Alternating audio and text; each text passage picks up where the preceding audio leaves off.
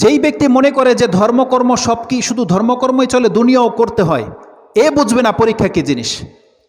যেই ব্যক্তির পোশাক যেমন খুশি তেমন, সে কালারে কোনো ভেদাভেদ খোঁজে না, কোনটা জায়েজ না জায়েজ সে ভেদাভেদ বুঝে না, যারা এগুলো মেনে চলে না, সে কোনোদিন বুঝতে পারবে না যে ইসলামের উপরে চলতে আবার কষ্ট কিসের, সে বুঝবে না কখনো।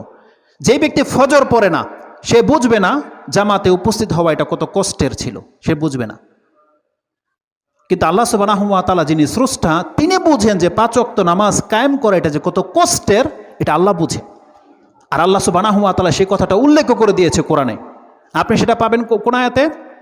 সূরা বাকারার 45, 46, 47 এই 3টা আয়াতের মধ্যে পাবেন।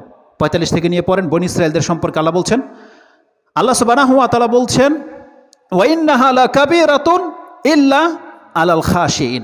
আল্লাহ বলছেন 5 ওয়াক্ত নামাজকে হেফাজত করা এটা অনেক বড় কাজ।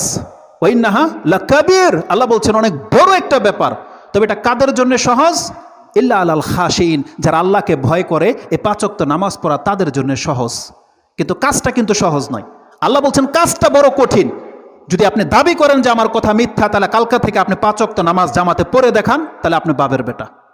তাহলে আপনি বুঝতে পারবেন যে হ্যাঁ আমি মুসলিম। পড়ে দেখান। আল্লাহ বলছেন ওয়া ইন্নাহা লাকাবীর।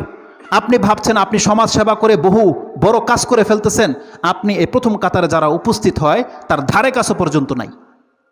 আপনি যেই দিন আসতে পারবেন, তাদের কাদের সাথে কাঁধ বিলিয়ে কাতারে দাঁড়াতে পারবেন, সেই দিন আপনি মনে করবেন যে হ্যাঁ আমি ধর্মকর্ম করছি, আমি কিছু নেকির কাজ করতেছি। আল্লাহ বলছেন ওয়া ইন্নাহা লাকাবীর, এটা অবশ্যই অনেক বড় ব্যাপার যারা 5 ওয়াক্ত সালাতকে হেফাজত করে।